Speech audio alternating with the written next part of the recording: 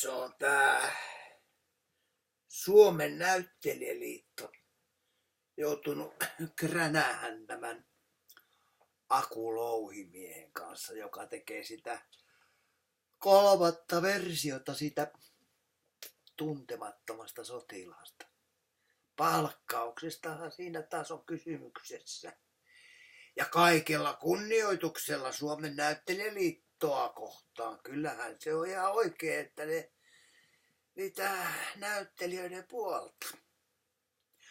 No, näyttelijäliitto on ehdottanut Aku Louhimiehille, että mitä jos tällä kertaa tehtäisiin semmoinen versio elokuvasta, että siinä olisi vähän vähemmän rooleja ja sitten päästäisiin niinku halvemmalla sitä kautta. No, on se aika kumma, että tätä hyvää ohjaaja Aku Louhimies on itse keksinyt tämmöistä ajatusta.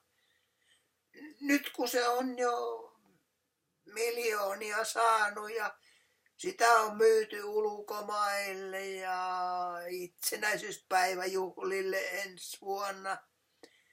Ja sitähän voitaisiin ihan hyvin tehdä niin, että sanottaisiin irti nämä poppari-mikkari näyttelijät siitä ja kiinnitettäisiin vaan yksi näyttelijä. Säästyisi paljon rahaa. Mikko Kivinen. Tehtäisiin stand-upia. Mikko olisi vuorotellen niinku suomalainen sotilas ja venäläinen sotilas ja sitten silleen varmasti riittäisi rahat hänen palkkaamiseensa. Niin.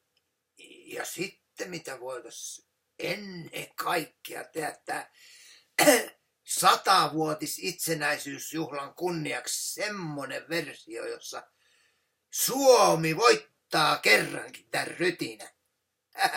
Mitä? Eikö se ole hyvä?